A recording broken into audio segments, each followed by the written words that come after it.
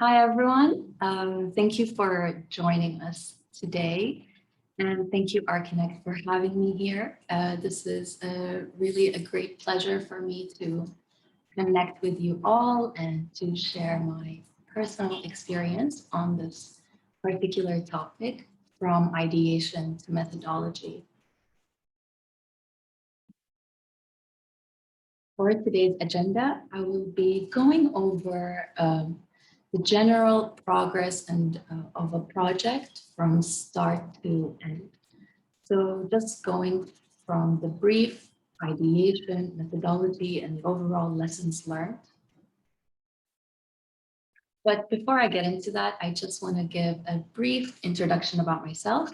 My name is Doha Abu Shal. I am from Saudi Arabia. I was born there, but I had a diverse upbringing around the world.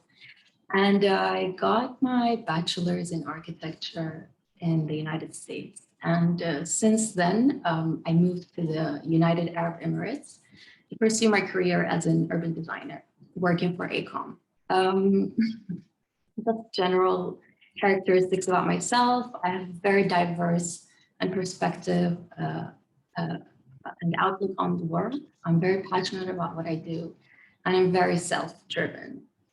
And as my career started here in the UAE, I've had the opportunity to participate on a large variety of master planning projects in the Middle East, and especially in the kingdom on mega projects from NEOM to Qiddiya to and Soudah, pretty much all over. And I'm really excited to share my experience with you guys, learning how to work on these projects and delivering them from start to finish, which is what I'm going to be sharing with everyone today. And I do think that as I started off as a graduate in this company, I really got to learn a lot, and now I can share those steps that I think would be really useful, especially for those starting off their career.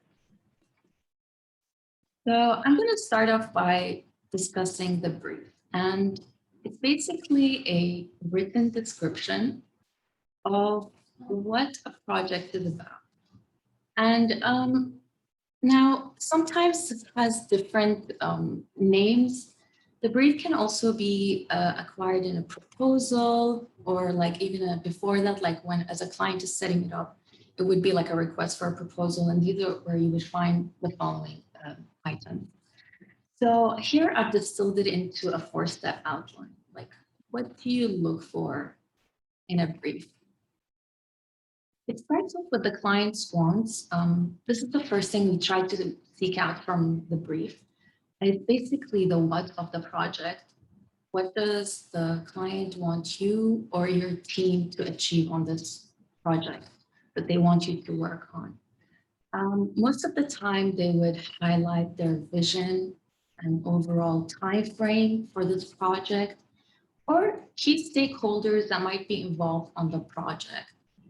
And from there, we kind of go into the target user, understanding the profile of the person or a community or the overall population, like a larger population of people that we're trying to do this project for. Who is it for?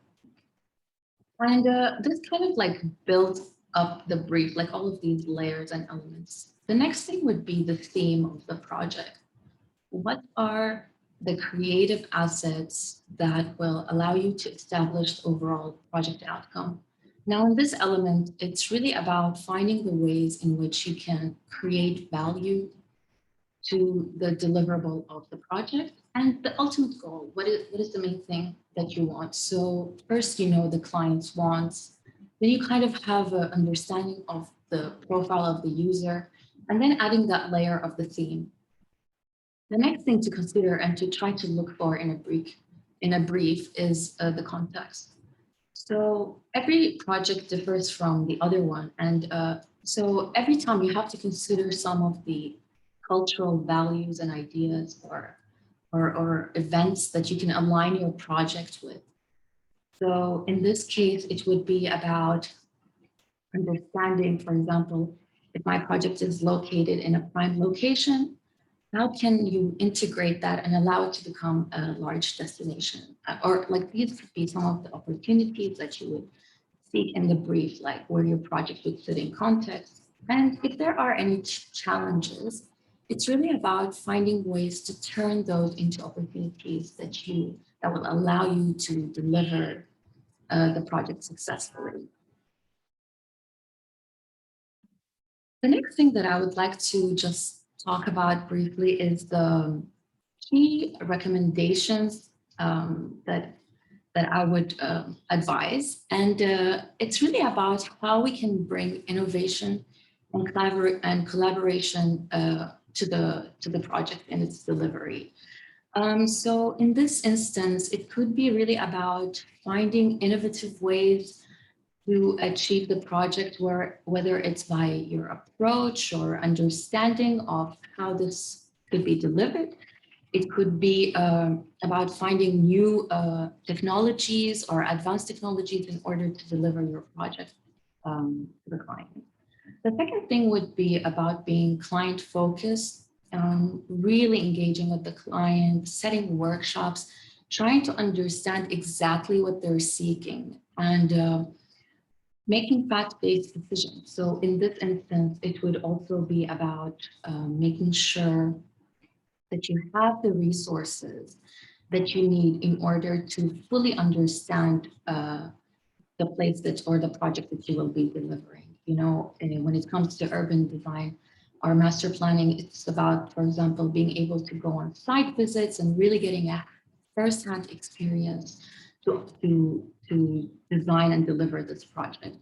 So I believe that these elements really will allow you to deliver the requirements of the brief beyond what's expected.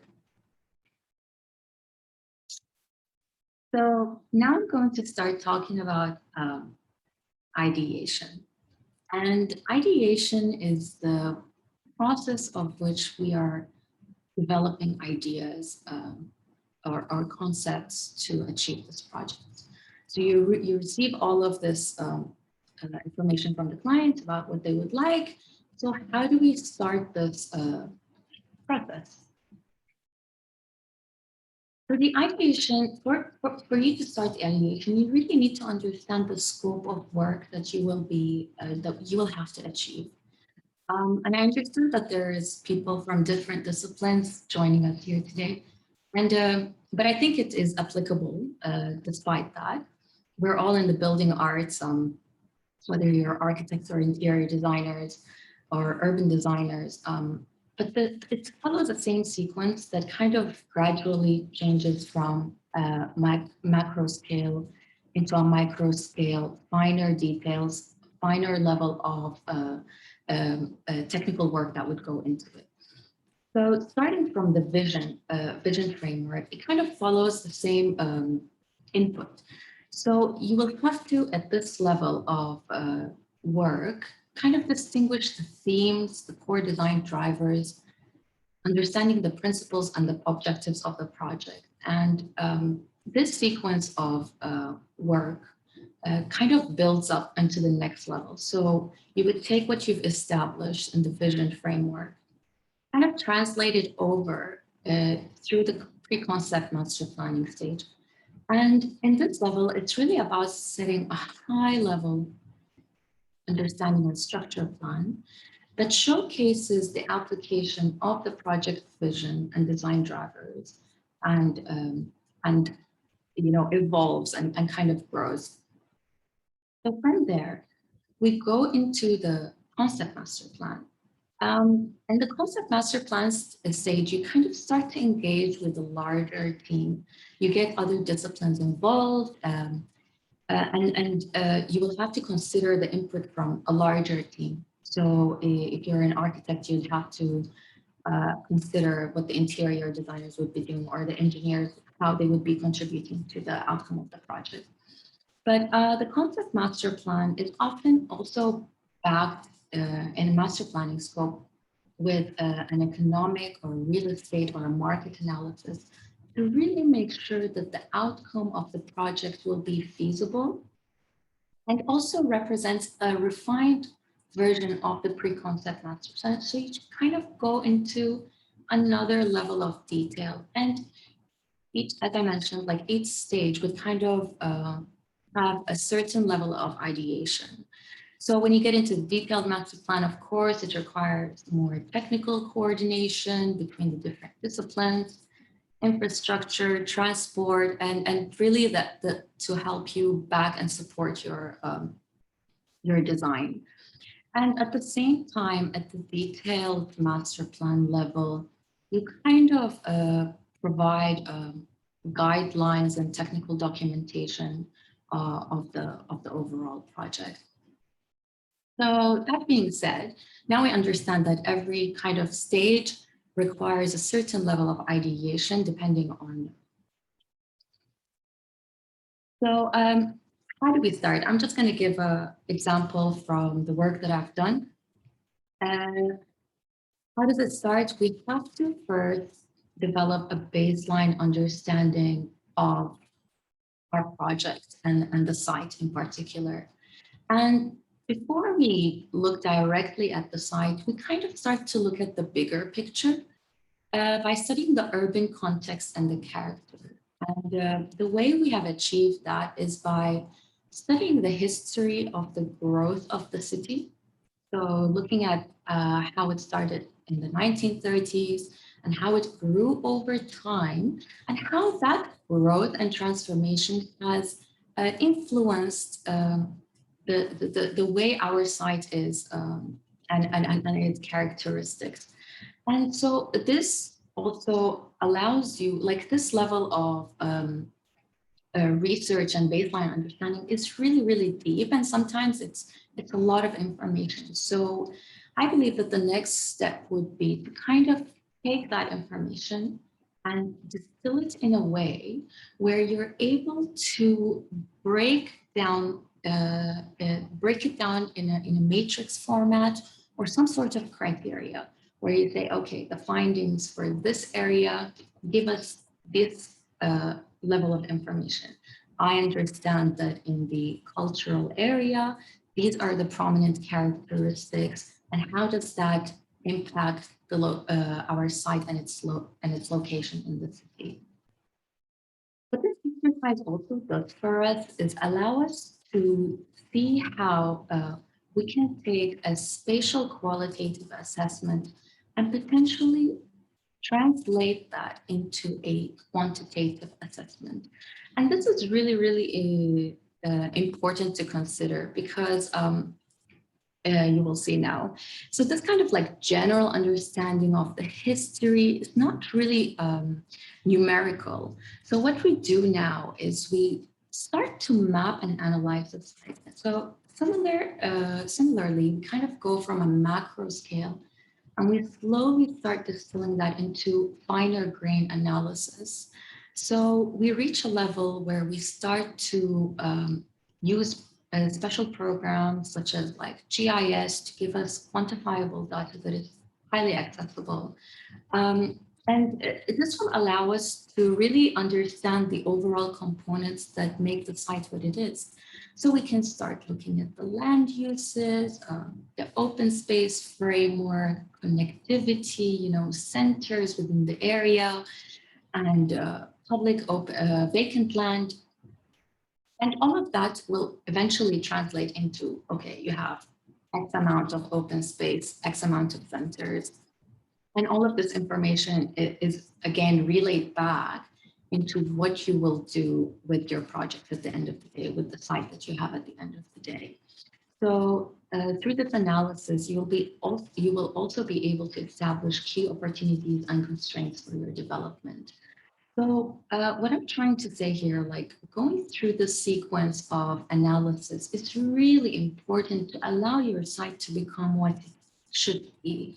It's not about taking a random arbitrary concept and just kind of saying, okay, this is what it's going to be. This kind of evolution really gives the whatever you're trying to achieve at the end integrity because it is saying this is what it is. This is what it's lacking. You can either focus on what it is or kind of allow the lacking to take more form, and then you have like a really strong idea.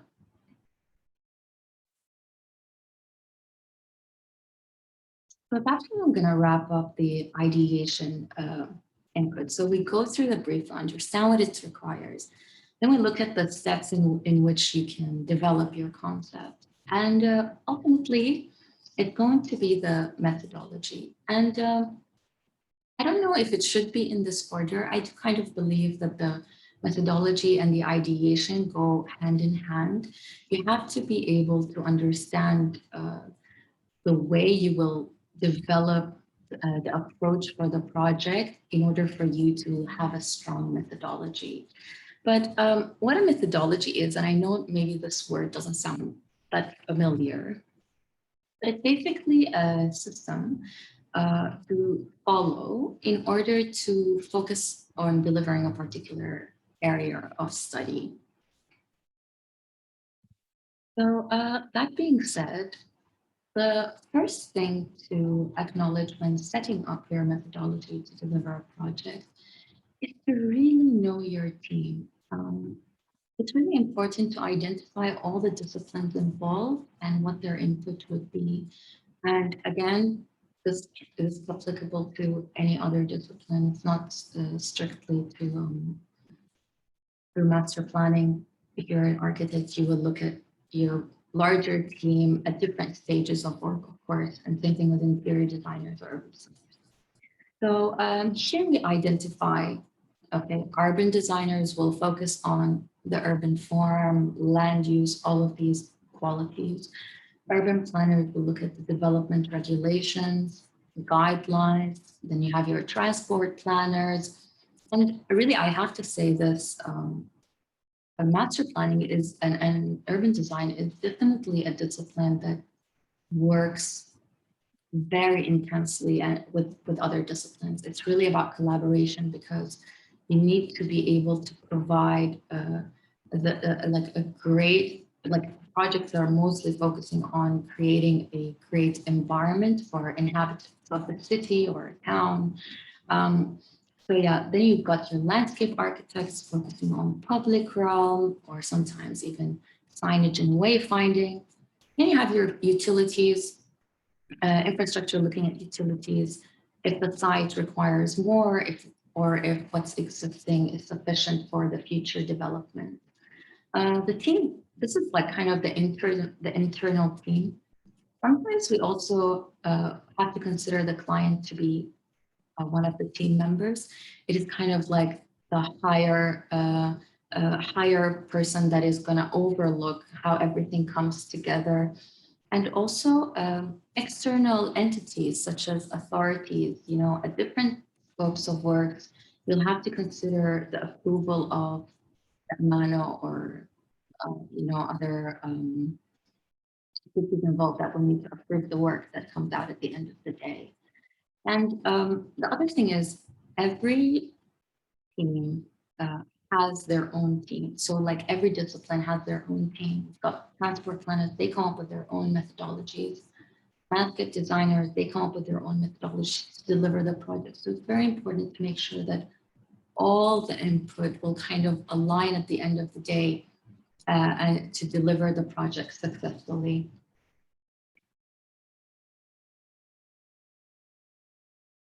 The next thing that I'm going to talk about is the tools and the toolkit within the methodology. So it's extremely important to identify the tools you will need to achieve the desired outcome, whether it's a software or a specialist or a key personnel.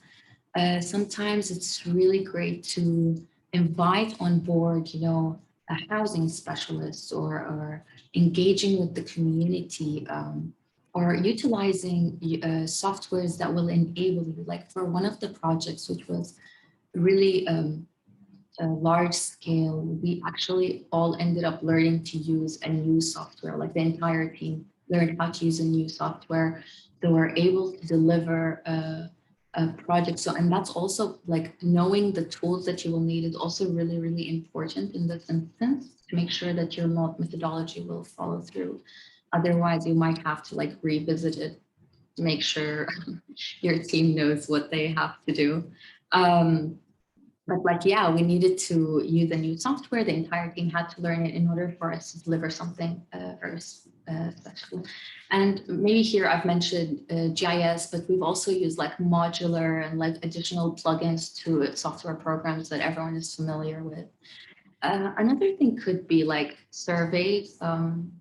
That could be considered a tool, you know, having a online interface where you can engage with the community, get feedback straight away from everyone, or having the resources you need in order to perform site visits. You know, working on KSA projects, we really constantly were in the need to travel there, to meet with the clients or to perform site visits or to coordinate and collaborate with the different entities where we were involved with.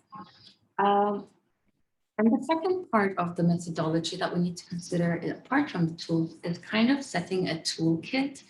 So a toolkit will help you bridge the gap between theory and practice. So in this instance, I've kind of just mentioned randomly character appraisal, social impact, urban morphology. And each one is kind of an umbrella for other real aspects such as public realm or architectural character. So these would fall under character appraisal. So when you start the project, you kind of go, okay, I've considered the public realm, I've considered the architectural character, check, I have met the character appraisal within my toolkit. Same thing for social impact. It could be really about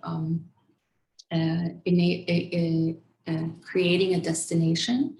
So in this case, you will have to consider the context that you're in, be able to find ways in which you can integrate it or allow it to become an anchor in the city. You know, all of these. So once you decide what you're going to do with your plot of land, you know, with the land use that we assign to it, we kind of, okay, say, check, I'm making sure that by considering these elements of the design, I'm meeting the requirement for the social impact. Same thing with urban morphology. You kind of go, okay, I am enabling development around my site by designing it in this way. Then you know, okay, I'm giving room for urban morphology to take place in the city and so on. So these are some of like the key tools and toolkit that people need to consider when they are working and developing their methodology. So I'm just going to quickly conclude and give room for more of a discussion with you all. I believe that following this sequence of the structure from the brief through the ideation and the methodology and having like a deep understanding of what goes into each one of them, it's really about creating smart delivery to the project that needs to be done. The second thing is this is about kind of the studio culture. You need to be able to have a team that can work together, that trusts each other, and is able to review each other's work, give feedback, and this will all allow for it to have integrity for when it's delivered. So this is just my take on this topic. I hope you guys learned from it, and please let me know if you have any comments or questions. Thank you. Thank you very much, Doha. That was informative. I'll be accepting the questions through the question and answer bottom down. So we have the first question already from Khalid. For what I am looking for when I visit a site? So what you're looking for when you visit a site is to find what makes it the way it is. It's really not just about looking at the site as it is. It's most importantly to consider the context. This would be my first impression. What is around the site? Then you can start looking at the site itself. Does it have a unique topography that would be of value? Maybe there is a wadi running through. Does it have a unique, is it a sanctuary for animals? So these are the qualities that you would kind of look for in a site, which should inform the way it can be developed. Sometimes it's even about looking at how accessible is it? Is it completely out of reach? Is it in the middle of, is it in the heart of the city? And kind of trying to find a land use that would apply to it that could give it, allow it to be what it needs to be. I hope that answers your question. Thank you, ضحى. I didn't receive any other questions yet. Let's wait a bit.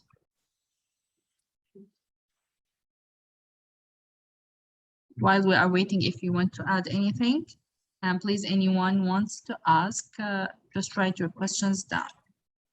Okay, I had one. What project are you currently working on? It's from Mohammed. Okay, so I think a lot of the projects that I'm working on are somewhat confidential. But I'll try to remember one of the projects that I've worked on just before that one. I worked on a university here in the UAE, which was very unique. It was expansion to an existing university. And that process really allowed me to understand the level of technical work that needs to go into submitting to the authorities for approval. And yeah, so that's the project that I worked on that I can share. Another question is from Lojane. What's a common challenge you face as an urban designer? Common challenge that I face, I would say, is trying to really understand the work of other disciplines. This is the kind of what urban design is about. It's not really an individual discipline. You have to always consider the input of transport planners or public realm or infrastructure. So as an urban designer, it is always a challenge for me to consider the input of these different disciplines and making sure that while I'm designing, achieving their requirements at the end of the day. Because if infrastructure needs a utility plot somewhere or a GSM tower, I'll need to be able to allocate for that in my design. But if I was not exposed to this, I would never know that it would be of any relevance. So I think that's a challenge, definitely. Following this question, I think I can ask you this one. Have you experienced challenges working as an urban designer after a degree in architecture? To be honest, not so much. And the only reason for that is because I started this career as in a graduate program. So it was kind of like a university experience again for me, except I was working on real life projects. So if you are starting your career, I would definitely recommend joining a position where you have that kind of mentorship through the profession. I think that was a great advantage for me.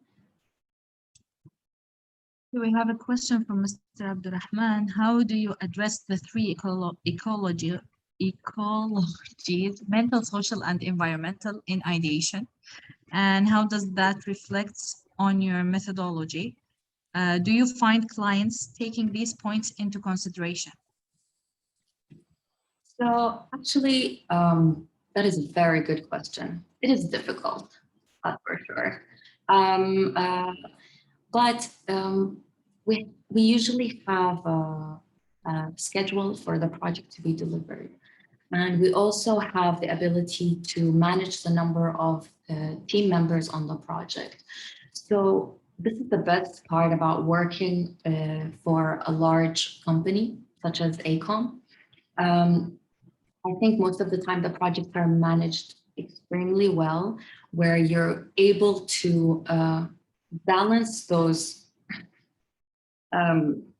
mental, physical, and all of that during the project. So sorry, I don't know if I can remember all of the sequence of projects. Okay, sure. Sorry, the sequence of Do questions. you find clients taking these points into consideration? Rarely. But I do think that we try very hard to educate our clients. If they're asking for something that is extremely unachievable, then we would let them know. Otherwise, most of the time, it would be the team that would kind of say, you know what, let's just push ourselves and then we can take a break once this is achieved. We've had some very difficult, I've had some very difficult client experience before, but most of the time, the bigger the project is, the more understanding they are, I think. I'll have to say. Next question is, can we conclude that the concept itself defines the delivery methodology? Not necessarily, but the methodology is really a larger scheme that allows you to consider input from different disciplines or to what level or extent you will be delivering those projects or achieving those ideation levels. Yeah. It's basically, the methodology basically sets the structure of which you will follow through. So, yeah. We have a question from Mr. Luay. You have distinguished between urban design and urban planning. Can you describe that in a more practical way? Yeah, sure. Okay, so master planning is basically setting a future vision for the project. It doesn't necessarily happen instantaneously. And most of the time, there's also a planning component involved into it. Urban design is really just simple input. I mean, not always simple, but kind of a lot simpler than urban planning. Urban planning is kind of long-term planning for future. Yeah. Or development. Okay. Yeah. We have a question from Mr. Muhammad. Do you believe that ecotourism and urban design / planning are becoming more self-dependent? If so, why? I'm not really sure I can answer this question, but it happens a lot. Like a lot of the time, these projects rise because we need to activate the city somehow. And this happened, I found this in the Middle East, where a lot of the projects that are happening are basically to support the weak existing infrastructure of the city. So it doesn't allow people to have a good quality of life unless we start working, unless we start enhancing the environment by creating those eco-tourism spots. Yeah. Last question I have from Mr. Muhammad. Thank you so much for this lovely lesson. My question is how to deal with the future extension at the urban design. Sorry, I'm not sure I understand that completely, but I think from my experience and all the work that I have done, there is very few projects that actually consider the existing conditions rather than adding on, adding something new. And that, I mean, I don't know, but I feel like it's heading in that direction, if that's what you're asking.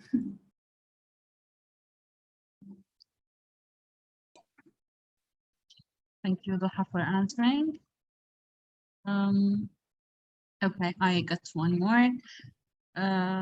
Urban design as practice exists since the human decided to live in community.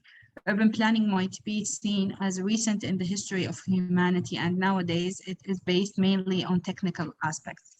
I think this was a comment more than an answer. Okay.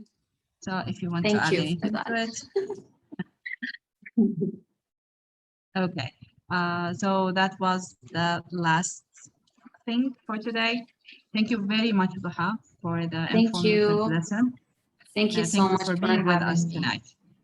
I really, really appreciate it. And thank you everyone who joined. I hope this was informative, and I hope I can connect with you all again sometime. Thank you so much. It was. Thank you very much. Thank you all for participating in this webinar. See you in the next talk, inshallah. Bye-bye. See you. Bye-bye. Bye.